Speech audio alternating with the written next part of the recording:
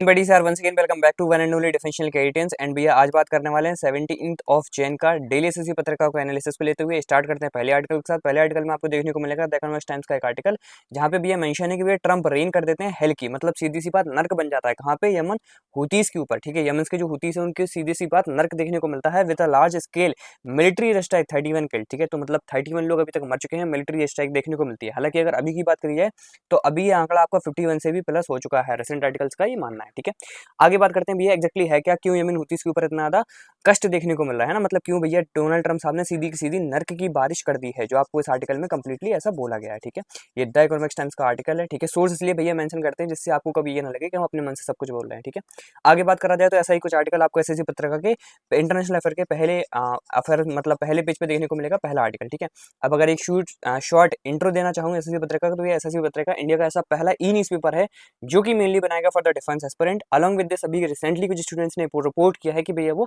CAPF की तैयारी कर रहे हैं। अलॉन्ग विद दिस वो एसएससी पत्रिका को डेली बेसिस पे फॉलो भी करते हैं। ठीक है, तो एक अच्छी इनिशिएटिव है जिसके फीडबैक से I am very much satisfied. ठीक है, इसमें टोटल ऑफ 4 पेज आपको देखने को मिलेंगे, जहाँ पे 2 इंटरनेशनल अफेयर को, एक नेशनल अफेयर को, एज वेल एज एक एडिटर ऑफ द डे को जाता है।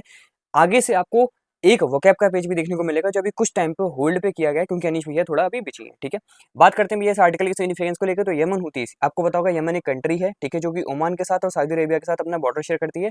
इसके नीचे आपको सोमालिया या फिर जो हॉर्न ऑफ अफ्रीका वाला एरिया है, तो आप मतलब जो भी मैं वर्ड बोलता हूँ ना उनको रिलेट कर लिया करो अपने माइंड में इमेजिनेशन करके कि यार हाँ हाँ ये वाली भैया बात बोल रहे हैं, क्योंकि ये सारी लोकेशंस आपके ज्योग्राफी और जो आपके एग्जामिनेशन जिसके लिए भी आप प्रिपरेशन कर रहे हो उसके रिस्पेक्टिव से इंपॉर्टेंट होती है। बात कर जाएगा यमन हुतीस की, तो भैया ये जो कंप्लीट एरिया आप देख पा रहे हो ना, ये पूरा एरिया आपके हाउतीज के द्वारा कंट्रोल किया जाता है। अच्छा, इसको हुती हाउती कुछ भी पढ़ सकते हो भैया। ठीक है, बेसिकली इसका correct pronunciation if I am not wrong तो हाउती होता है। ठीक है, हाउती हैं कौन? तो भैया जैसे आपके हमास हैं, हिजबुल्लाह हैं, इसी तरीके से हाउती एक मिलिटेंट ग्रुप है जिसको कई कंट्रीज ने टेररिस्ट का भी श्रेणी दे रखी है। ठीक है, बेसिकली ये करते क्या है, इस एरिया से जाने वाला, क्योंकि ये स्ट्रेटेजिक लोकेशन बहुत ज्यादा इंपॉर्टेंट हो जाती है। अच्छा, बोला जाए तो जैसे मैं कई वीडियो में बता चुका हूँ कि भैया हमास हो, हिजबुल्लाह या फिर हाउतीज हो, सबको बैक करने वाला ईरान ही होता है। ठीक है भैया, आगे देखा जाए तो इनकी लोकेशन बहुत ज्यादा इंपॉर्टेंट है, जो आपको गल्फ ऑफ अडेन से लेकर रेड सी को जोड़ने वाला एक स्टेट आता है, स्टेट ऑफ बाबर बाब अल मंडेल। ठीक है, जो कि इंपॉर्टेंट स्टेट है। इसी के साथ आपको स्टेट ऑफ मलक्का के भी स्टेट का लोकेशन पता होनी चाहिए, है ना। एंड और भी कई स्टेट अगर आप जानते हो तो साउथ चाइना सी और ऑस्ट्रेलिया के पास जितनी भी स्टेट आती हैं वो सारी इंपॉर्टेंट है आपके एग्जाम के परस्पेक्टिव से।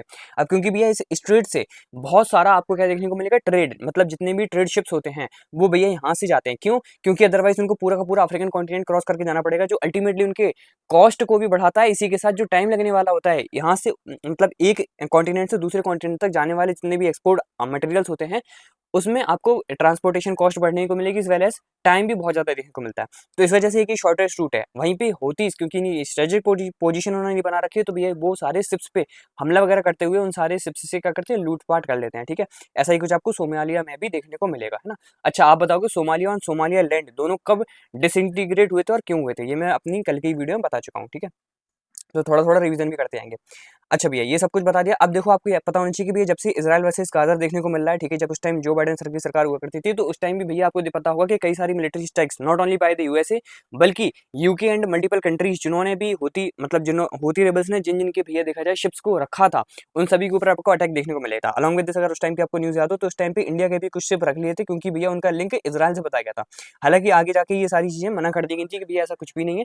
तो मेनली ये उन शिप्स को टारगेट करते थे जो कि आपका लिंक इजराइल से देखने को मिलेगा, and Israel as well as USA, क्योंकि यूएसए कंप्लीटली बैक करता है किसको, इजराइल को। ठीक है, तो यूएसए कंप्लीटली इजराइल के सपोर्ट में खड़ रखा है इस वजह से। अच्छा, यमन हुतीस का कहना यह है कि नहीं भैया, हम सिर्फ उन शिप्स को टारगेट करते हैं जहां पे हमको यूएस मतलब इजराइल की कहीं ना कहीं लिंक देखने को मिलती है। ठीक है, तो उसके बेसिस पे हैवी तरीके से एयर स्ट्राइक्स की गई है, जिसमें आपको ऑफिशियल ट्वीट भी देख सकते हैं। यहाँ पे ऑफिशियल ट्वीट डोनाल्ड ट्रंप जी के साथ किया गया है, जहाँ पे हाईलाइट कर दिया मैंने कुछ पोर्शन, जहाँ पे आप देखने को मिलेगा कि today I have ordered the United States military to launch decisive and the powerful military action against the Houthis terrorism in the Yemen। ठीक है, अब ये इन्होंने क्या क्यों है तो मैं आपको सब कुछ बता चुका हूँ, बस एक बार आर्टिकल पढ़ देते हैं। The Houthi rebel attacked over 100 merchant vessels, ठीक है, with missiles and drones, sinking 2 vessel, जहाँ पे आपकी 2 वेसल सिंक भी कर जाती हैं, killing 4 sailors from November 2023 till January this year. This leadership described the attack this leadership describe the attack as aiming to end the Israeli war against Hamas. ठीक है, Israel का आपको देखने कंप्लीट लिंक देखने को मिल गया in the Gaza Strip, in the Gaza Strip. The campaign also greatly raised the Houthis profile in the wider Arab world and tamped down on public criticism against their human rights abuses and crackdowns on the dissent and aid workers. ठीक है, तो hope so समझ गए होंगे। आगे बात करते हैं, अगले आर्टिकल को लेते हैं। तो भैया अगला आर्टिकल आपको एक और बेहतरीन आर्टिकल देखने को मिलेगा जहाँ पे कुछ कुछ पाकिस्तान के बारे में बात बोली गई है। ठीक है, पीएम मोदी साहब के द्वारा बोली गई, क्या बोला गया भैया, every noble attempt for peace with Pakistan met with hostility betrayal PM. ठीक है, मतलब भैया मोदी साहब ने ये बोल रखा है कि जितने भी हमने नए इनिशिएटिव्स या फिर बोल सकते हैं जितने भी अटेम्प्ट किए हैं किसके रिलेटेड, पाकिस्तान की तरफ हमने अपने जितने भी शांति समझौता की बात करी गई है जब भी, तो भैया हमें या तो वो हॉस्टिलिटी या फिर बेटरल मतलब कायरता या फिर लड़ाई या फिर एनिमी तौर तरीके से आप देख सकते हो। हॉस्टिलिटी का बेसिकली मतलब होता है दुश्मनी। ठीक है, तो इस तरीके से आपको देखने को मिलता है। आगे देख सकते हो यही सेम आर्टिकल आपको द इंडियन एक्सप्रेस पे भी देखने को मिलेगा कि भैया every attempt at peace was met with the hostility betrayal PM Modi calls out Pakistan terrorist mindset. ठीक है, अब भैया बेसिकली लेकिन अभी मतलब सच क्या हो गया कि भैया पाकिस्तान के रिलेटेड पीएम मोदी सर ने ऐसा बोलते हैं ना। अब पाकिस्तान क्योंकि अभी बहुत न्यूज़ में, तो सारी चीज़ें रिवाइज भी कर लेंगे हम। द न्यू इंडियन एक्सप्रेस का ये आर्टिकल। अब देखो पीएम मोदी देते हैं भैया क्या, एक कंप्लीट पॉडकास्ट होता है। ठीक है, एक कंप्लीट पॉडकास्ट होता है जिसमें आज की आप देखोगे इसी पत्रिका में आपको दो न्यूज़ देखने को मिलेगी, पहले ये एक और आगे देखने को मिलेगी, जहाँ पे इस पूरे के पूरे आर्टिकल में इंडिया के रिलेटेड बात की जाती है, पाकिस्तान से रिलेटेड बात की जाती है, China as well as Trump साहब के बारे में भी कई बात की जाती है। ये भैया पॉडकास्ट की कुछ इमेजेस। अच्छा भैया ये कौन है, तो आपको बताना चाहिए, ये बहुत फेमस पॉडकास्टर हैं। ठीक है, अच्छा एक मतलब आपको अगर नाम पता है तो आप कमेंट सेक्शन में बता दोगे। ठीक है, अदरवाइज मैं तो बता ही रहा हूँ अभी। देखो न्यू दिल्ली का आपको देखने को मिलेगा, every normal attempt for the India by the peace with Pakistan was not with the hostility was met with the hostility in vital, PM Modi said in an interview with the American computer scientist podcaster Lex Fridman. ठीक है, तो Lex Fridman वो sir हैं जिनके साथ भैया complete podcast किया गया है, जहाँ पे पाकिस्तान के बारे में बोला गया कि भैया जब भी पाकिस्तान के साथ हम भी कुछ भी न्यू इनिशिएटिव लेने का ट्राई करते हैं, जहाँ पे हम शांति समझौते की तरफ जाते हैं, तो कहीं ना कहीं हमें कुछ ना कुछ ऐसे इंसिडेंट देखने को मिलते हैं जो कि बहुत ज़्यादा बेकार टाइप होते हैं। ठीक है, मतलब सीधी सी बात एनिमी और हॉस्टिलिटी की तरफ देखते हैं, भले ही वो आपका राजौरी का इंसिडेंट हो, रेसाई का इंसिडेंट हो, 2001 के इंसिडेंट के बारे में भी यहाँ पे बोला गया है। 2001 का अगर आपको याद हो तो भैया जो आपका वर्ल्ड ट्रेड सेंटर पे जो अटैक हुआ था, ठीक है, जिसमें सितंबर 11 की बात की गई थी, है ना, 2001 सितंबर 11 2001।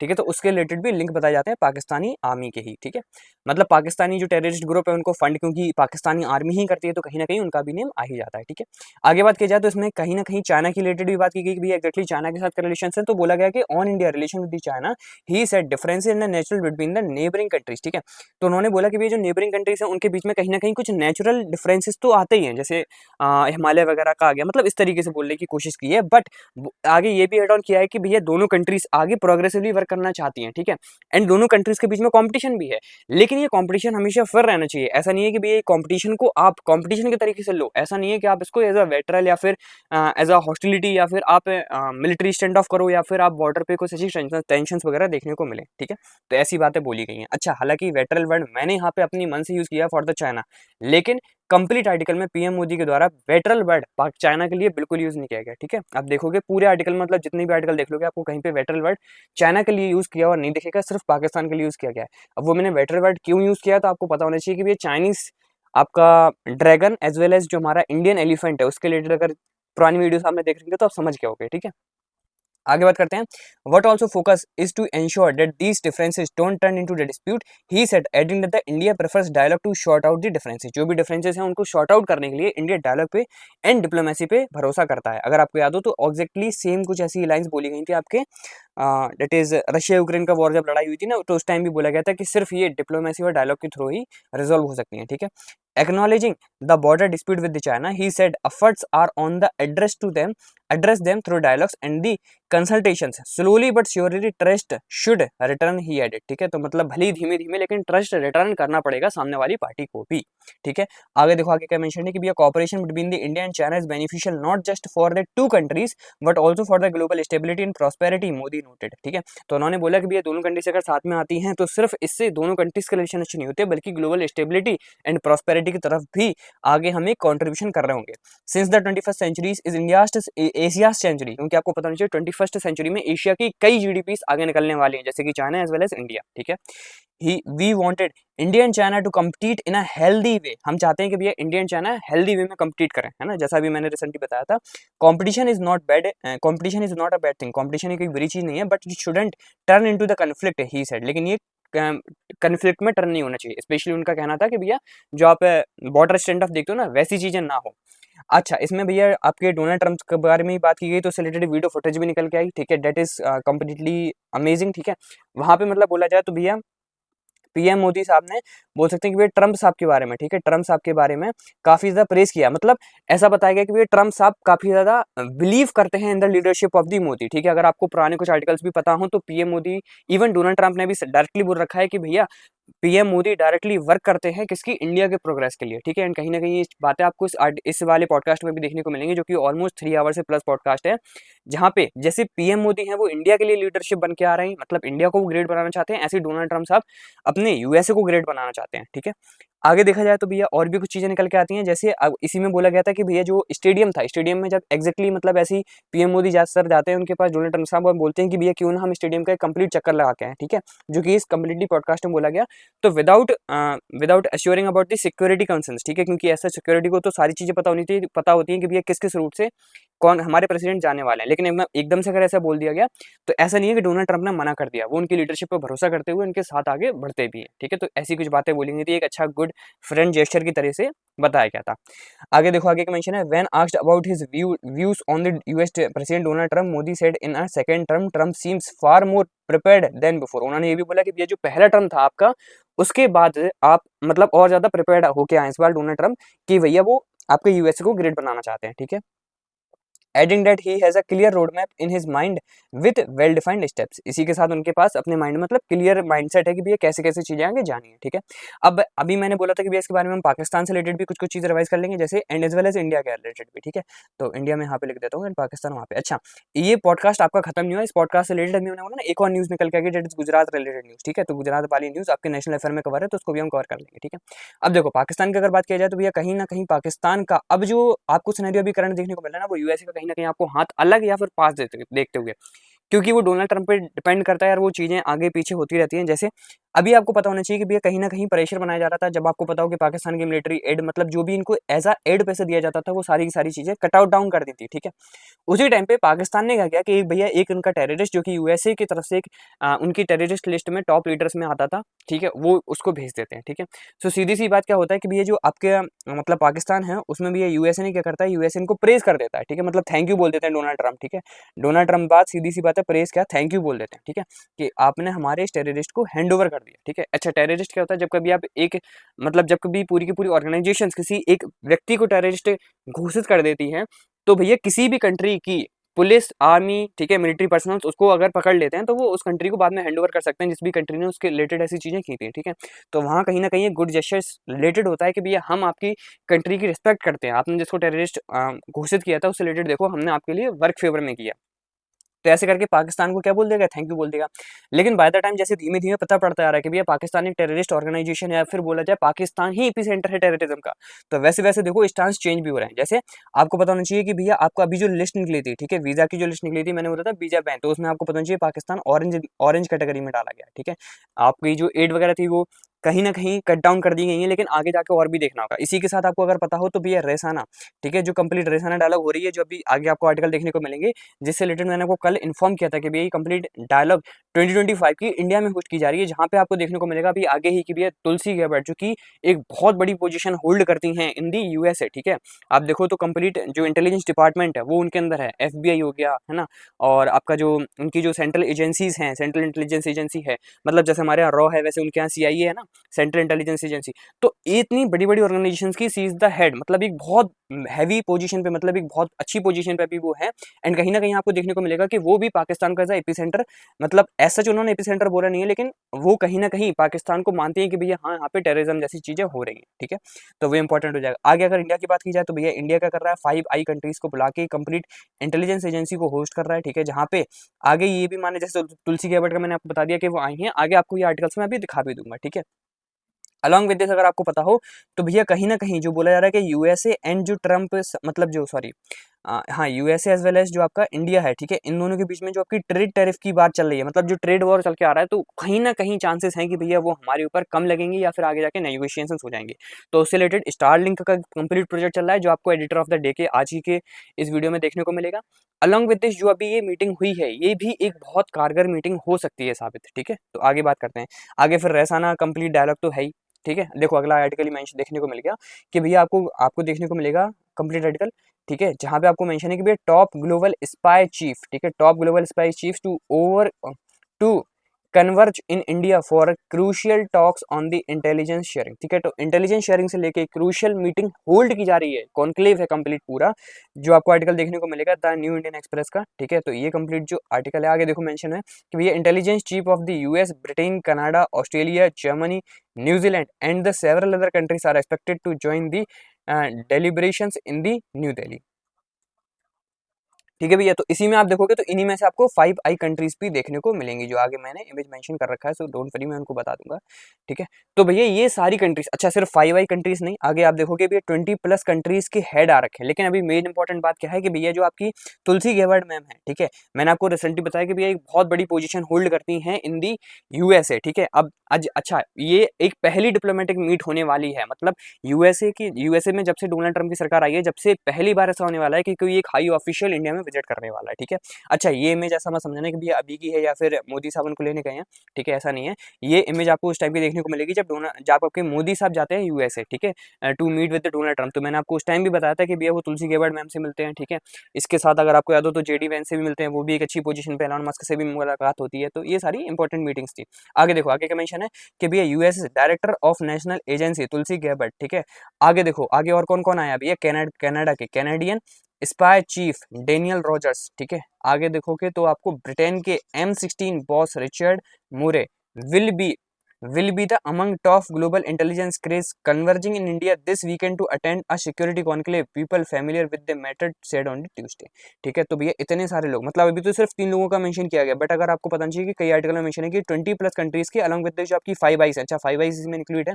5 आईज जो कि 5 आईज क्या है भैया, आज किसी को नहीं पता तो भैया 5 आईज उन 5 देशों का ग्रुप है जो कि 5 आंख की तरह वर्क करते हैं ऑल ओवर वर्ल्ड में, जो कि कंप्लीट इंटेलिजेंस को एक दूसरे के साथ शेयर करते हैं। अलॉन्ग विद दिस 5 आंखों की तरह पूरी की पूरी दुनिया पर नजर रखते हैं कि भैया कहाँ पे क्या चीजें हो रही है, हमें पता होनी चाहिए, ठीक है। अलॉन्ग विद दिस ये दोनों पांचों की पांचों कंट्रीज एक दूसरे के साथ इंटेलिजेंस शेयर करते हैं in terms of military, in terms of spy, in terms of civil, है ना, मतलब किसी भी चीज में हो। डिजिटली भी करते हैं, जैसे कभी साइबर क्राइम या फिर ऐसी कुछ चीजें देखने को मिलती है तो वहां पे भी करते हैं, ठीक है। आगे देखा जाए तो भैया India national security adviser Ajit Doval is said to chair the conclave on March 16 which is expected to deliberate on the ways to enhance intelligence sharing to combat terrorism and various transitional crimes, ठीक है। तो यहाँ पे जब तुलसी गेवर्ड में आती है तो भी हम मल्टीपल कंट्रीज की बात की जाती है, स्पेशली अपने चाइना से रिलेटेड, ठीक है, चाइना से रिलेटेड एज वेल एज आप देखोगे तो पाकिस्तान से रिलेटेड भी बात की गई है, जैसे मैं आपको पिछले आर्टिकल में ही बता चुका हूँ, ठीक है, कि पाकिस्तान से रिलेटेड बात की गई है। अलॉन्ग विद दिस आप देखोगे यहाँ पे भैया तो मेजर जो वही है कि भैया पाकिस्तान से रिलेटेड जो भी टेररिज्म वैसी चीजें निकल के आ रही है, चाइना से रिलेटेड क्या था कि भैया चाइना का जो ट्रेड वगैरह बढ़ रहा है, चाइना की जो स्पाइंग वगैरह देखने को मिलती है, क्योंकि जो आपको पता नहीं चाहिए तुलसी गेवर्ड एक बार ताइवान पे भी गई थी, है ना। ताइवान में जब गई थी तो मिलिट्री एग्रेशन बहुत ज्यादा देखने को मिला था by the terms of the US, by the China, ठीक है। तो अभी ये सारी चीजें इंपॉर्टेंट हो जाती हैं। अच्छा ऐसा नहीं है कि सिर्फ वो इंडिया में ही है, along with this she is also going to visit multiple countries, जो कि आपको टूर देखने को मिलेगा टोटल ऑफ 4 कंट्रीज, जहाँ पे if I am not wrong तो जापान, थाईलैंड और शायद फ्रांस के बारे में बात की गई थी, ठीक है। आगे कहीं ना कहीं आर्टिकल में मेंशन होगा तो कवर कर लेंगे। अलॉन्ग विद दिस जैसे मैंने बताया कि भैया इंटेलिजेंस चीफ आने वाले हैं ऑस्ट्रेलिया के, जर्मनी के, New Zealand and several other friendly countries of India are also expected to join the deliberations to held in new Delhi, ठीक है। तो न्यू दिल्ली में जो भी कंप्लीट कॉन्क्लेव होने वाली है। अच्छा यहाँ पे भैया एक तीर से दो निशाने भी हैं, जैसे क्योंकि भैया मिलिट्री डिप्लोमेट्स आते हैं, कभी इतने बड़े लीडर्स आते हैं, तो ऐसा तो है नहीं छोटे मतलब कोई छोटी चीज होने वाली हो। अब देखो मिलिट्री मतलब जो ये कंप्लीट कॉन्क्लेव है, जो कि इंटेलिजेंस कॉन्क्लेव है, वो तो है ही है। इसी के साथ अगर आपको पता हो तो कल के आर्टिकल में हमने आपको बताया था कि रशियाना डायलॉग भी होने वाली है, जिसमें आपको पता हो तो न्यूजीलैंड के पीएम आ रखे हैं, ठीक है। एंड अलॉन्ग विद दिस आपको पता चाहिए कि भैया मल्टीपल मतलब बहुत अच्छे से इनका स्वागत वगैरह किया गया और बहुत सारे MOUs वगैरह साइन होने वाले हैं, ठीक है। मतलब मल्टीपल चीजें निकल के आनी बिटवीन दो कंट्रीज, ठीक है। तो इफ यू पीपल एग्रीड, तो यार मैं सोच रहा हूँ क्यों ना इस पे रिलेटेड एक कंप्लीट डेडिकेटेड वीडियो बना दे जो कि अराउंड 10 मिनट्स का अराउंड रहेगी, तो सारे एमओयू हम एक ही उसमें कवर कर लेंगे कि भैया क्या क्या डेवलपमेंट्स निकल के आई हैं दोनों कंट्रीज के बीच में।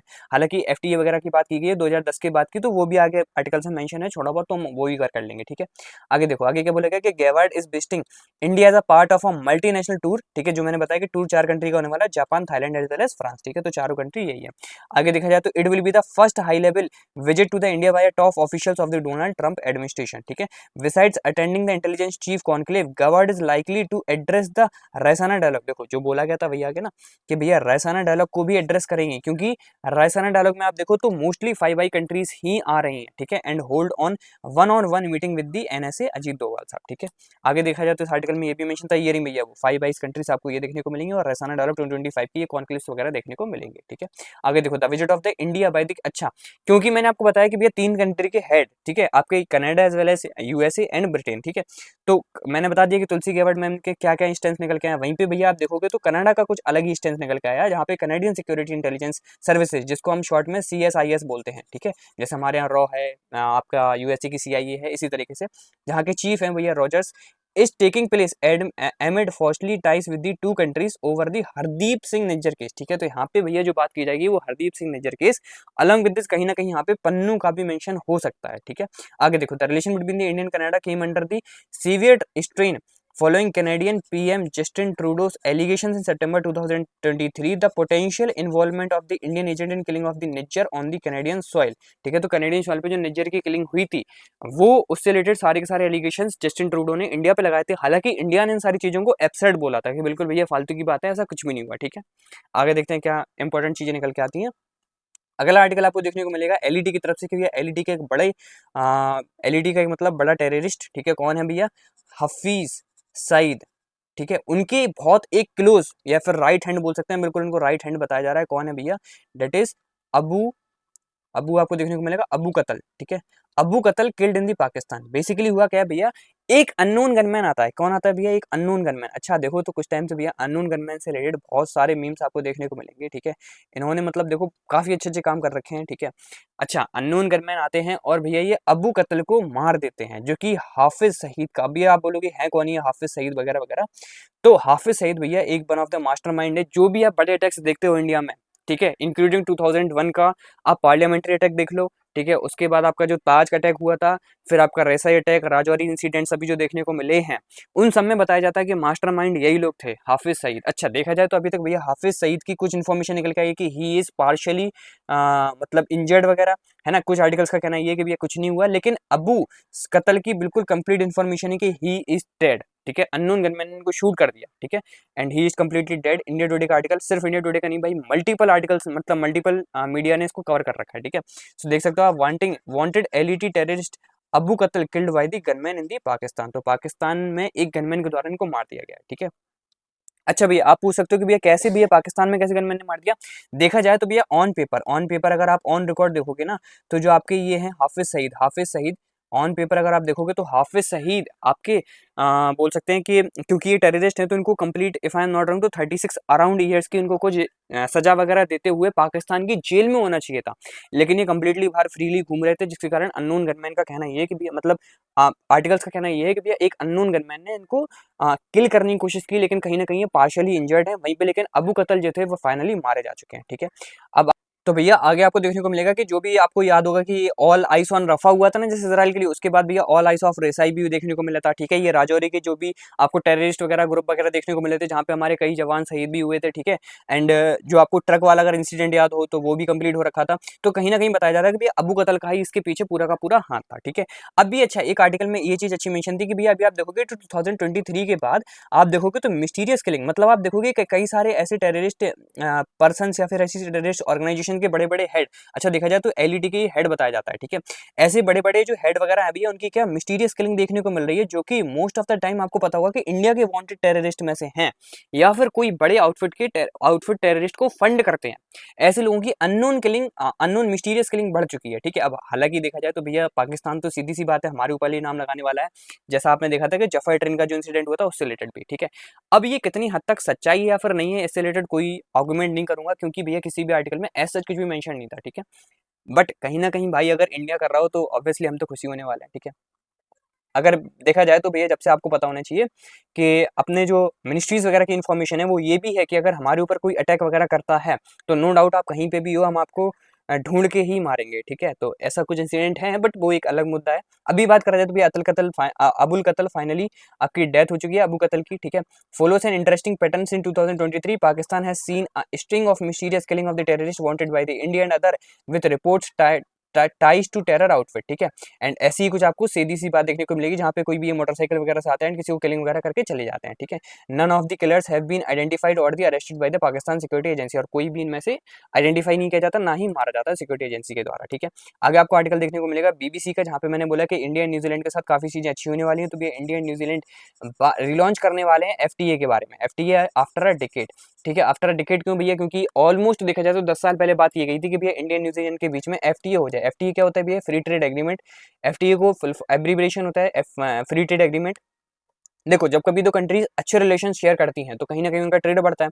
जब वो बहुत अच्छे रिलेशन होते हैं तो वो स्ट्रेटेजिक पार्टनरशिप कर लेते हैं, और जब वो बहुत बहुत बहुत अच्छे हो जाते हैं तब वो भैया जाके एफटीए साइन करते हैं। एफटीए में क्या होता है कि भैया दोनों कंट्रीज एक दूसरे के साथ ट्रेड करने वाली होती है, जहां पे भैया कोई भी उनके ऊपर टैरिफ वगैरह नहीं लगाए जाते हैं। मतलब ना ही तो कोई आप इंपोर्ट ड्यूटीज लगाओगे, ना ही हम भैया कोई इंपोर्ट ड्यूटीज लगाने वाले हैं आपके प्रोडक्ट पे। दोनों को कंप्लीट एक्सेस मिलता है दोनों कंट्रीज के मार्केट का, उसको हम कुछ शॉर्ट में एफटीए बोलते हैं। This is also known as free trade agreement. तो वो बोला गया कि भैया आफ्टर अ डिकेड हम बात करने वाले हैं दोबारा से फ्री ट्रेड एग्रीमेंट के बारे में, इसलिए मैंने बोला था कि इससे रिलेटेड अगर आप चाहोगे तो डेडिकेटेड वीडियो बना दूंगा, है ना। एक ये काफी अच्छा मतलब बोल सकते हैं टॉपिक होने वाला है, ठीक है। आगे बात किया जाए तो भैया इससे रिलेटेड अभी किन किन चीजों से रिलेटेड बात निकल के आई है, तो भैया जो ट्रेड अच्छा आपकी जो न्यूजीलैंड पीएम आए हैं, ठीक है, तो उनसे रिलेटेड मतलब उनका काफी भव्य वेलकम किया गया है। वो रायसाना डायलॉग को भी अभी उसमें भी कॉन्क्लेव में भी कुछ ना कुछ अभी रिव्यूज देंगे, ठीक है। आगे देखा जाए तो भैया बिसाइड ट्रेड, ना सिर्फ ट्रेड, न्यूजीलैंड आगे किस किस पे फोकस करने वाला। अच्छा, यहाँ पे ट्रेड वगैरह की भी बात की गई थी कि भैया आगे आने वाले ईयर्स में हम अपना ट्रेड डबल और ट्रिपल और उससे आगे भी करने का ट्राई कर रहे हैं, ठीक है। और जो एफटीए की बात है वो एफटीए ऐसा नहीं है कि साइन हो गया है, ठीक है। एफटीए आप देखोगे तो ये कॉन्क्लेव होने के बाद अगले महीने से जो भी चर्चा होगी वो स्टार्ट होगी, डेट इज फ्रॉम दी अप्रैल 2025, ठीक है। आगे देखते हैं, हम इस आर्टिकल को पढ़ते हैं कि भैया न्यूजीलैंड का कहना ये है कि ना सिर्फ हम ट्रेड में बल्कि इंडिया के साथ हम डिफेंस में, सिक्योरिटी में, sport as well as environment में, आगे सारी चीजों में हम आगे कोलैबोरेशन करना चाहते हैं। Adding that economic ties with Delhi was were a key priorities, ये हमारी क्या होने वाली की प्रायोरिटीज होने वाली। इसी के साथ अगर देखा जाए तो अभी अभी की मीटिंग में मोस्ट ऑफ द टाइम मतलब बहुत ज्यादा चांसेस है कि आपको कुछ कोलैबोरेशंस देखने को मिलेंगे। जैसे the two leader sign a defence cooperation pact, एक डिफेंस कोऑपरेशन साइन हो चुका है, ठीक है, साइन हो चुका है for enhanced military, for enhanced maritime security, for enhanced maritime security. And क्या है भैया जो आगे मतलब मेरे को लग रहा है बहुत ज्यादा चांसेस हैं कि इसकी हो चुका होगा अभी तक, तो and said that they would be exploring greater collaboration in the digital payment sector, ठीक है। तो मतलब जो यूपीआई हम बोलते हैं ना कि भैया यूपीआई आपको पता चाहिए मल्टीपल कंट्रीज में अभी एक्सेस मिल चुकी है यूपीआई की, एंड कहीं ना कहीं हो सकता है कि न्यूजीलैंड में भी मिल जाए, ठीक है। अच्छा भैया, आफ्टर अ डिकेड बोला जा रहा है तो अराउंड भैया मतलब अभी से देखा जाए तो भैया 2010 में पहले बात की गई थी एफटीए की, लेकिन वो हो क्यों नहीं पाया था? हो इसलिए नहीं पाया था क्योंकि उस टाइम हम अपने फार्मर्स पे ज्यादा मतलब उनका हम अपने फार्मर्स को प्रोटेक्ट करना चाहते थे। बेसिकली क्या था कि भैया न्यूजीलैंड जो है वो हमारे बोल सकते हैं डेयरी मार्केट का एक्सेस चाहता था कंप्लीट, वो चाहते थे कि हमें डेयरी मार्केट का कंप्लीट एक्सेस मिल जाए न्यूजीलैंड को। बट कहीं ना कहीं उस टाइम पे, क्योंकि उस टाइम पे आपको पता चाहिए 2010 की बात कर रहे हैं, तो कहीं ना कहीं हम अपने फार्मर्स को बचाने के लिए, हमने अपने फार्मर्स को बचाने के लिए ऐसा बोला कि नहीं भैया अभी हम आपको एक्सेस नहीं दे सकते, लेकिन बाय द टाइम आगे हो सकता है ऐसी चीजें हों, एंड अब हम एक्सेस देने के लिए तैयार हैं, ठीक है। सो आगे देखो, इस आर्टिकल में मेंशन था कि trade negotiations between the two countries had initially begin in the 2010 but stalled as after several rounds over the issues such as the market access. Market कितनी एक्सेस देनी है, किसको देनी है, क्योंकि मैंने बोला एफटीए होने के बाद आप दोनों के पास मतलब दोनों कंट्रीज जो भी एफटीए करती हैं उनके पास एक दूसरी कंट्री का कंप्लीट मार्केट एक्सेस होता है। आगे बात की जाए तो New Zealand has short greater access to the India's dairy market which India has traditionally protected to support it's farmers, ठीक है। तो इंडिया का जो डेयरी मार्केट था वो चाहते थे एक्सेस, लेकिन हम भैया अपने फार्मर्स को सपोर्ट करना चाहते थे। After year of the skepticism over the free trade, India has recently become more open to the negotiating bilateral deals with the other countries, and the announcement to start the trade talks with the New Zealand comes close to the heels of Delhi relaunching FTA negotiations with the European Union and the United Kingdom, ठीक है। तो FTA की बात क्योंकि European union के साथ भी आपको पता चाहिए करी जा रही है, जैसे यूरोपियन कंट्रीज के भी मार्केट का हमारे पास कंप्लीट एक्सेस हो, ठीक है। आगे बात करा जाए तो भैया अगला आर्टिकल देखने को मिलेगा द प्रिंट की साइड से। द प्रिंट ने क्या बोल रखा है भैया, ट्रम्प सेज करते हैं, Trump says he and Putin will discuss power plants land in talk to end the Ukraine war. ठीक है, अगर आपको याद हो तो भैया मैंने आपको कुछ दिन पहले बताया था कि भैया ट्रम्प साहब की तरफ से, ठीक है, जो भी कंप्लीट नेगोशिएशंस वगैरह किए गए हैं, जो कि आपके सऊदी अरेबिया में हुए थे, ठीक है, तो जहाँ पे 30 डे सीज फायर की बात निकल के आई थी, 30 डे सीज फायर की जैसी बात निकल के आती है तो भैया आपके यूएसए की तरफ से, क्योंकि देखो सीज फायर करनी है दो कंट्रीज को जिनके बीच में लड़ाई है, डेट इज आपका Ukraine and Russia, Ukraine versus Russia. अब भैया यूक्रेन ने तो बोल दिया कि ठीक है हम 30 डे का सीज फायर कर सकते हैं, क्योंकि कहीं ना कहीं इनके ऊपर प्रेशर, या फिर आप कुछ भी बोल सकते हो, क्योंकि इनको मिनरल डील भी करनी है, इनकी सारी मिलिट्री एड भी रोक दी थी, स्टारलिंक ने इनका कंप्लीट इंटेलिजेंस डाटा रोक दिया था, तो कहीं ना कहीं डाटा ये कुछ इंपॉर्टेंट की फैक्टर्स हो सकते हैं। लेकिन मेन बात यह है कि भैया कहीं ना कहीं जाके युद्ध खत्म हो रहा है, जो कि ऑलमोस्ट 3 साल से आगे चला आया था। अब जब 30 डे सीज फायर की तरफ 30 डे सीज फायर का जो कंप्लीट जो प्लान है वो भैया यूक्रेन की तरफ से अप्रूव कर दिया गया, बट रशिया इसके रिलेटेड क्या बोलता है, तो इससे रिलेटेड आपके यूएसए के एक साहब जाते हैं, ठीक है, डेट इज स्टीव विटकॉफ, ठीक है, मतलब यूएसए के एक कंप्लीट बोल सकते हैं कि डिप्लोमेट जाते हैं, ठीक है, जहाँ पे भैया डिप्लोमेट जब जाते हैं, जो आपके स्टीव विटकॉफ साहब हैं, वो जब जाते हैं तो भैया कहीं ना कहीं पुतिन साहब का कहना ये था कि ठीक है हम ये सब करने के लिए तैयार हैं, बट जो मीन कॉज मतलब जो रूट कॉज था, जो कंप्लीट रूट कॉज था लड़ाई का, जैसे कि नाटो की मेंबरशिप मिलना, ठीक है, तो वो सारी चीज़ों से रिलेटेड क्या होगा, एंड जो अभी हमने 1/5 पार्ट कब्जा कर रखा है यूक्रेन का, तो उससे रिलेटेड क्या होगा, क्रीमिया इशू को रिलेटेड क्या होगा, तो वो सारी चीज़ें इंपॉर्टेंट थी। हालांकि अब देखा जाए तो ट्रम्प साहब की कुछ ना कुछ डिमांड्स निकल के आ रही है, जैसे कि अगर पहली डिमांड की मैं बात करूँ तो उनका कहना ये है कि भैया नाटो की मेंबरशिप तो सबसे बड़ी बात कि नहीं मिलेगी यूक्रेन को, along with this UN peace keeping force, UN peace keeping forces का भी कोई भी इन्वॉल्वमेंट नहीं होना चाहिए in the Ukraine. Along with this Ukraine के जितने भी आप देखो मिलिट्री एसेट्स वगैरह हैं तो उनको सबको खत्म कर देना चाहिए, जिससे आगे जाके वो ऐसी कभी चीजें दोबारा से रीअटेम्प्ट ना कर पाए, है ना, वो कभी ऐसा सोचे भी नहीं कि आगे जाके हमें कुछ ऐसा करना है, ठीक है। अलॉन्ग विद दिस फिर जो मनी कंपनसेशन रिलेटेड होगा वो सारी चीजें, तो ये कुछ डिमांड्स निकल के आई हैं जो कि एज सच कुछ ही लिमिटेड मतलब आर्टिकल्स ने रिपोर्ट किया है इससे रिलेटेड, ठीक है, तो वो हमने आपसे खैर टेलीग्राम पे भी शेयर कर रखी थी, ठीक है। तो ये कुछ रिपोर्ट्स निकल के आएंगे, अब देखना ये है कि आगे जाके कैसे नेगोशिएशंस होंगे। अच्छा, ये नेगोशिएशन विद इन 1 वीक होने वाले हैं, ठीक है, तो मतलब अगले ही हफ्ते में आपको कुछ ना कुछ देखने को मिल जाएगा, है ना, कुछ ही 4-5 दिन में भी हो सकता है। आगे बात करते हैं, आगे आपको देखने को मिलेगा अगला आर्टिकल जो कि नेशनल अफेयर से देखने को मिलेगा, that be a green corridor, ठीक है, ग्रीन कॉरिडोर्स बनाया जा रहा है, dust control measures, CM announces campaign to improve the air quality, ठीक है। अब भैया दिल्ली में आपको बताऊंगा कि कहीं ना कहीं जब से इलेक्शंस हुए हैं तो एक जो इलेक्शन के साथ ही जैसे बीजेपी की सरकार आई है, तो भैया बीजेपी की सरकार को एक जो सबसे बड़ा चीज जो फेस करनी पड़ेगी, डेट इज भैया आपका AQI, that is air quality index, ठीक है। दिल्ली में जैसे जैसे एयर क्वालिटी इंडेक्स गिरता चला जा रहा है, क्योंकि दिल्ली हमारी कैपिटल है यार, उसी को अगर हम पॉल्यूशन फ्री नहीं कर पा रहे, तो सोचो कहीं ना कहीं कितना बड़ा ग्रेटर इंपैक्ट देखने को मिलता है ऑल ओवर द वर्ल्ड, क्योंकि आप कभी भी किसी भी डिप्लोमेट को बुलाते हो तो ऑब्वियसली सारे दिल्ली जाते हैं, क्योंकि दिल्ली हमारी कैपिटल है। तो भैया द न्यू इंडियन एक्सप्रेस की तरफ से देखने को मिला है कि जो आपकी अभी न्यू सीएम बन रखी है बीजेपी की तरफ से, रेखा गुप्ता जी, तो भैया उन्होंने बोला है कि ग्रीन कॉरिडोर्स बनाए जाएंगे, ट्रैफिक मैनेजमेंट किया जाएगा and improved public health transport were declared as the government's goal according to the statement from the CM's office. तो सीएम ऑफिस की तरफ से ये कुछ चीजें निकल के आई हैं, ठीक है, और बेहतर तरीके से आपको इस आर्टिकल में देखने को मिलेगा, जहाँ पे मेंशन है कि भैया green corridor along roads implementation of the modern dust control techniques and efforts to strengthen public transportation का कंप्लीट मैनेजमेंट वगैरह ग्रीन कॉरिडोर्स होने चाहिए, इंप्लीमेंट होना चाहिए इनका आपका डस्ट कंट्रोल मेजरमेंट्स का, टेक्निक्स का, अलॉन्ग विद इसमें बोला गया था कि ट्रांसपोर्टेशन के लिए जो भी व्हीकल हैं, जो भी मतलब हैवी पॉल्यूशन वगैरह क्रिएट करते हैं, तो उनसे रिलेटेड कट डाउन करो, ठीक है, ये सारी चीजें बोली गई हैं। These are among the highlights of the large-scale campaign announced by the Delhi CM Rekha Gupta on Sunday, aimed at improving the capital air quality, according to a statement from the CMO. CMO मतलब Chief Minister Office, ठीक है।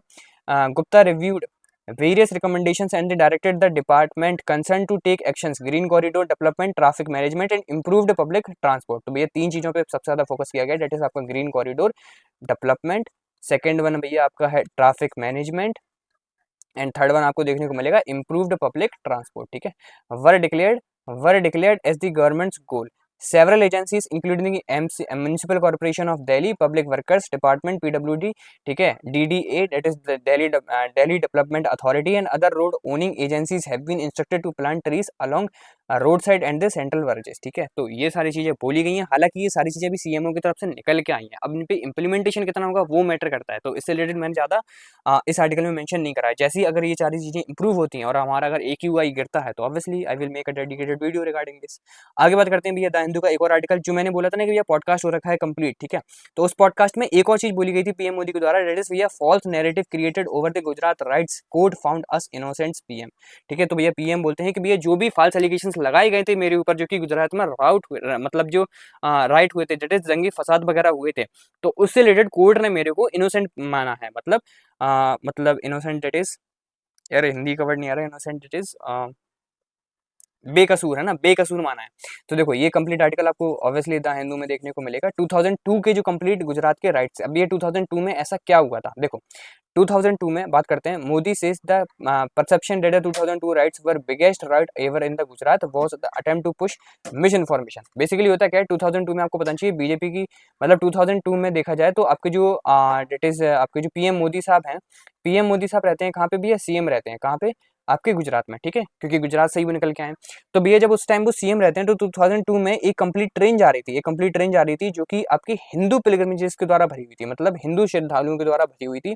लेकिन उस train में भैया आग वगैरह देखने को मिलती है, ठीक है, उस तरीके को मतलब कंप्लीटली उसको डिस्ट्रक्शन करा जाता है, जिसमें मोर देन 100+ पीपल की डेथ हो जाती है, ठीक है। कुछ आर्टिकल्स का अच्छा कहना 50+ भी था। तो ये वेरी करता है कि भैया कब तक काउंटिंग चली थी और किस तरीके से चली थी, क्योंकि जब भी कभी ट्रेन में ऐसे इंसिडेंट्स होते हैं तो आपको पता चाहिए ट्रेन में सिर्फ थर्ड एसी, सेकंड एसी, ठीक है, और जो आपके स्लीपर, मतलब जो भी टिकट रजिस्टर्ड होते हैं उनकी काउंटिंग होती है ना। बाकी टिकट्स आप देखो जो जनरल कैटेगरी के होते हैं तो उसमें तो ऐसा कोई काउंटिंग होती नहीं उनकी, तो ये नंबर एक्सीड कर सकता है। लेकिन उसके बाद होता क्या है कि भैया क्योंकि हिंदू पिलग्रिमेज के द्वारा की जाती है, मतलब हिंदू श्रद्धालुओं के द्वारा थी, तो भैया हिंदू वर्सेस मुस्लिम देखने को मिलता है, जिसमें ऑलमोस्ट आपके दंगे फसाद इतने ज्यादा हो जाते हैं कि 1,000 से ज्यादा लोगों को मृत्यु बताई जाती है, कि उसमें भी इतनी ज्यादा डेथ वगैरह देखने को मिली है। तो इन सारी चीजों से रिलेटेड उस टाइम कहीं ना कहीं अपोजिशन ने मोदी सरकार के ऊपर लगाया था क्लेम कि भैया आपने एक तो सबसे पहली बात इतनी अच्छी मतलब बोल सकते हैं कि व्यवस्था वगैरह नहीं की जिसकी वजह से सारी चीजें अच्छी जा सकें। और लोकल पीपल का कहना ये था कि कहीं न कहीं भैया ये जो सारी चीज़ें हैं, वो मोदी जी को पता थी। मतलब जो मुस्लिम कम्युनिटी के, मतलब क्योंकि हिंदू लोग जा रहे थे वहाँ पे, एंड वहाँ पे अगर इंसिडेंट देखने को मिला तो अपने आप से आरोप लगा गया मुस्लिम कम्युनिटी पे, ठीक है? कि भैया मुस्लिम कम्युनिटी ने ऐसा कुछ किया होगा, जिसके बाद आपको दंगे-फसाद देखने को मिलते हैं। लेकिन लेटर ऑन क्या करती है, कोर्ट उनको प्रूफ कर देती है ना? इनोसेंट प्रूफ करती है। तो उसी से रिलेटेड अपनी फीलिंग्स उन्होंने शेयर की थी, कि उन्होंने बताया कि भैया 2002 का वो इतना बड़ा हैवी टाइम था, जहाँ पे मेरे को कुछ एलिगेशंस फेस करने पड़े थे, ठीक है? तो एक टफ टाइम था, क्योंकि जब जो आपकी पॉडकास्ट है, पॉडकास्टर में उनकी कंप्लीट जो उनकी जर्नी रही है रिलेटेड दी पॉलिटिक्स, तो उससे रिलेटेड बात की गई थी, तब उन्होंने बोला कि भैया 2002 का एक कठिन समय था। लेकिन आगे उन्होंने ये भी मेंशन करके भैया 2002 के बाद आप देखो तो अभी तक गुजरात में ऐसा कभी इंसिडेंट आपको देखने को नहीं मिला है। तो आगे से आगे चीज मतलब आगे से देखा जाए तो पीस की तरफ आगे बढ़े हैं। आगे देख सकते हो इस आर्टिकल में क्या डिस्कस किया गया। तो this article PM Modi Narendra Modi comments करते हैं 2002 के गुजरात राइट को लेके in the podcast that is with the lakes Fridman, ठीक है। आगे बताते हैं कि जो फॉल्स नैरेटिव्स लगाए गए थे create against him what the court found him innocent, he described the rights as the biggest challenge of his life and mentioned that despite constant accusations the legal system proved him innocence, ठीक है। तो जो बराबर आरोप लगाए जा रहे थे उसके बाद भी कोर्ट इनको क्या इनोसेंस प्रूफ कर देती है। मोदी रिकॉल्ड हाउ दी गोरधा ट्रेन, अच्छा वो गोरधा ट्रेन थी, ठीक है, गोरधा train incident triggered the riots and called it the tragic event. He emphasized that during the violence his priority was to restore peace and help the victims. He claimed that political opponents tried to blame him, but the truth came out through proper legal investigations. He also highlighted that Gujarat has been peaceful since 2002. जैसे मैंने बोला ना कि 2002 के बाद ऐसे कभी incident देखने को मिले, 2002 के बाद गुजरात में आपको पीस देखने को मिलेगा with no communal riots in the past 20 years, मतलब पिछले 22 साल में आपको अब से कम्युनल राइट्स देखने को नहीं मिला है। अगला आर्टिकल की बात की जाए तो भैया द इकोनॉमिक टाइम्स का आपको एक आर्टिकल देखने को मिलेगा, जहाँ पे पत्रकार में मेंशन है कि भैया न्यू बिल प्रपोज किया गया है। क्या है भैया कि न्यू बिल आपका प्रपोज किया गया है, jail terms up to 7 years for using forced passport. देखो आपको पता होगा कि भैया जैसे आपको पता है कि भैया इंडिया अब हम पॉपुलेशन के टर्म्स में फर्स्ट कंट्री बन चुके हैं ऑल ओवर द वर्ल्ड, ठीक है, फर्स्ट कंट्री बन चुके हैं। लेकिन हमारे पास जो रिसोर्सेज हैं, जो अकोमोडेट करने के लिए जो पीपल को अकोमोडेट करना है, वो हमारे पास लिमिटेड है। हमारा पर कैपिटा इनकम भी इतना अच्छा नहीं है, अभी हम डेवलपिंग कंट्री हैं, डेवलप्ड कंट्री भी नहीं है। तो कहीं ना कहीं माइग्रेशन और इमाइग्रेशन के चलते हुए हमारे ऊपर एक हैवी बर्डन देखने को मिलता है हमें, है ना। और आसपास जो हो रहा है, अच्छा मैं एक चीज बताना भूल गया शायद, if I am not wrong, तो भैया जो आपका तुलसी गेबड़ में आई है ना उस टाइम जो विजिट है, उसमें भैया बांग्लादेश का भी मेंशन किया गया है बहुत अच्छे तरीके से, क्योंकि बांग्लादेश में जो भी कंडीशंस हुई हैं डेट आर नॉट गुड, है ना। एंड बांग्लादेश में अगर आप देखो तो अभी जो सारा ये तख्ता पलट हुआ था उसकी वजह से आप देख रहे हो ना एक मतलब एक नई लहर सी चली जा रही है कि भैया प्रोटेस्ट करो, लीडर को हटाओ, अपनी सत्ता जमाओ, ठीक है। जैसा आपको सीरिया में देखने को मिला, जैसा अभी डीआरसी वालों में कर रहे हैं, ठीक है। अपने अपने सबके मोटिव है, बांग्लादेश में देखने को मिला। तो बांग्लादेश का एक पुराना ग्रुप जो कि आपके जो मुस्लिम कैलिफेट को बनाना चाहते हैं, वो कैलिफेट का ग्रुप जो था, वो मुस्लिम कैलिफेट जो ग्रुप बनाना चाहते हैं, मतलब मुस्लिम डिप्लोमेसी, मतलब मुस्लिम हेड बनाना चाहते हैं वहाँ पे।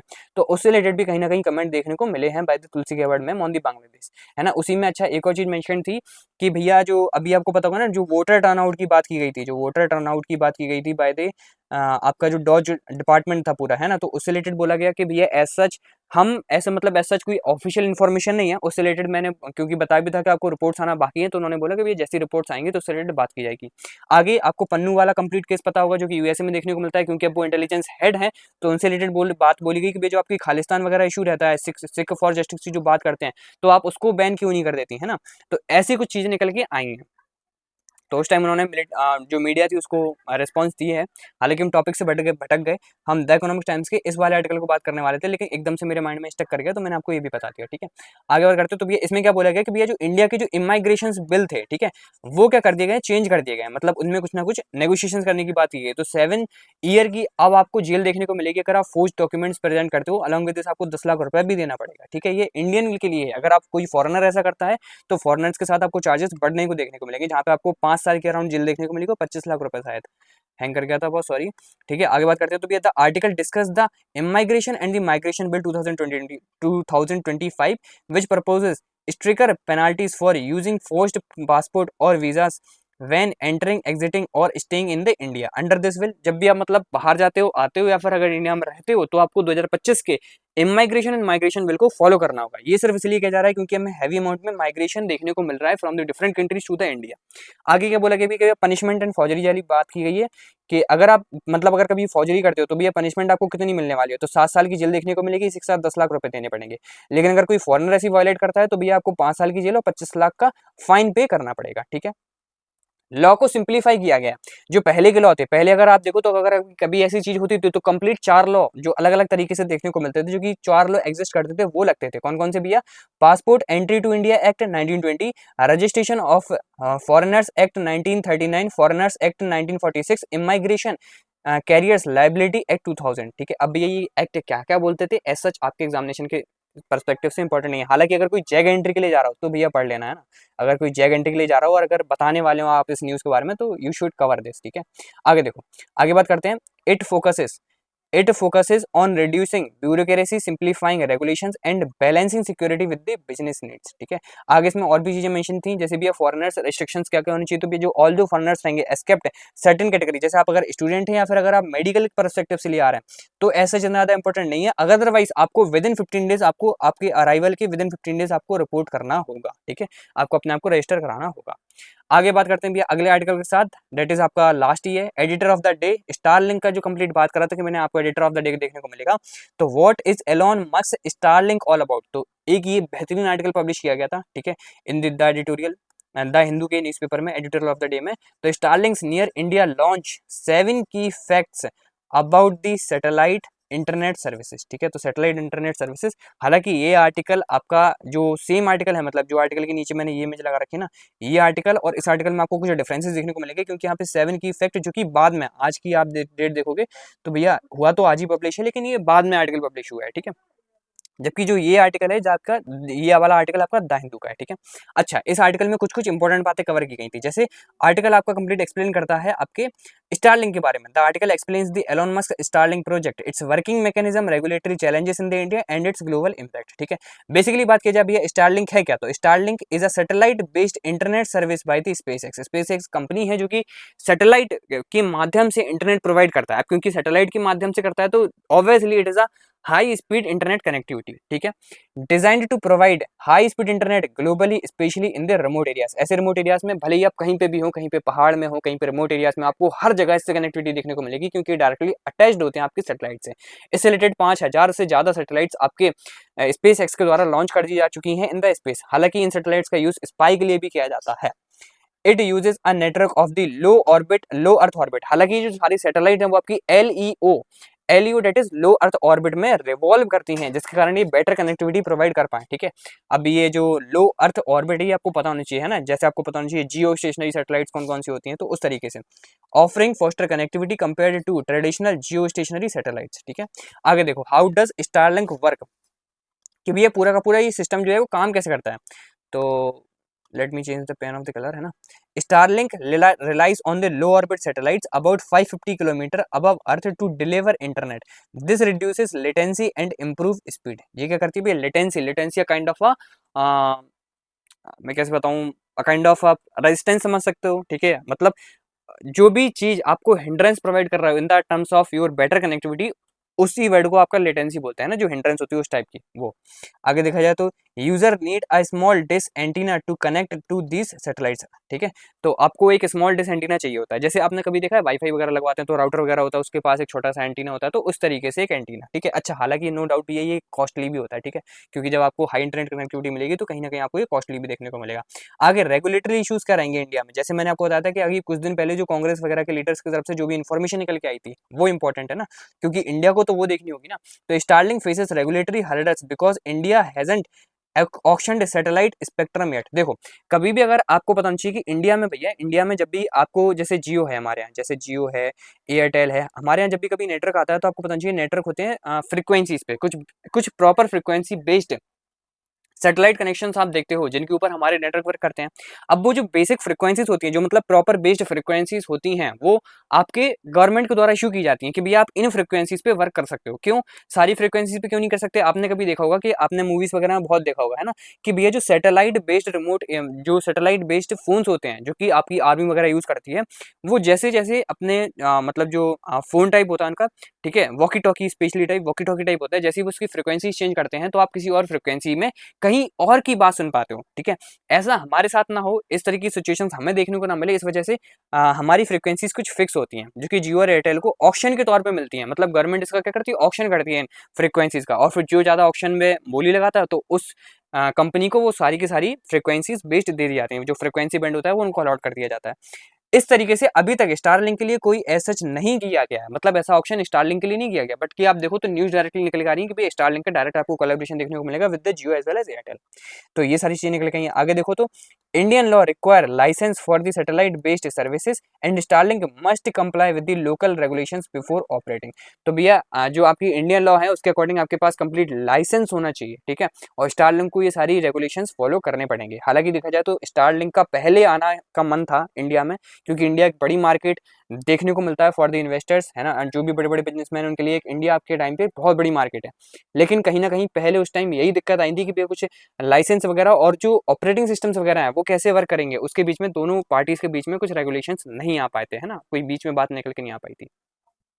आगे क्या भी है, ग्लोबल एंड जियोपॉलिटिकल इंपैक्ट्स कैसे होंगे? तो भैया स्टारलिंक प्ले करता है global role in the geopolitical strategies, for example providing internet for the Ukraine during the war, ठीक है, जो मैंने आपको रिसेंटली अभी थोड़ी देर पहले ही बताया था जब मैंने आपको 30 डे पीस सीज फायर की बात की थी। आगे देखो, the US government is pressurising India to approve Starlink citing better connectivity in the strategic alliance, जो कि इस आर्टिकल में मेंशन था, ठीक है। तो इस वजह से मैंने ये लाइन भी रख रखी है। ओवरऑल देखा जाए तो भैया स्टारलिंक एम करता है revolutionise global internet but faces regulatory barriers in the India. If approved it could bridge digital gap in the remote areas, ठीक है। तो अगर ये सारी चीजें रिजॉल्व हो जाती हैं तो नो डाउट रिमोट एरियाज में एक बेहतर कनेक्टिविटी देखने को मिलेगी आपको, इंडिया में एक नया रेवोल्यूशन देखने को मिलेगा जो कि इंटरनेट कनेक्टिविटी के तौर पे बहुत बेहतरीन होगा। हालांकि आज की पूरी न्यूज़पेपर में भैया एक और न्यूज़ मेंशन थी जो कि आपको देखने को मिलेगी from the side of the Pakistan, ठीक है। पाकिस्तान का देखा जाए तो अभी जो आपका बीएलए ने जो कुछ कर रखा है ना, बीएलए ने जो कंप्लीट जफर वगैरह देखने को मिला था, इसी के साथ अभी क्या हुआ है, एक भैया एक बस जहाँ पे कहीं ना कहीं आपके पाकिस्तानी मिलिट्री के पीपल वगैरह थे तो उसको भी भैया अटैक करके कंप्लीट बॉम्ब ब्लास्ट कर दिया गया है, ठीक है। अब कई आर्टिकल का सोर्स क्लेम ये है कि भैया 5 से ज़्यादा लोग मरे हैं, वहीं पे बीएलए की तरफ से देखा जाए तो उन्होंने बोला है कि अराउंड 90 सोल्जर्स किल्ड हुए हैं, ठीक है। तो मैंने सोचा ये भी न्यूज़ बता देते हैं, ठीक है।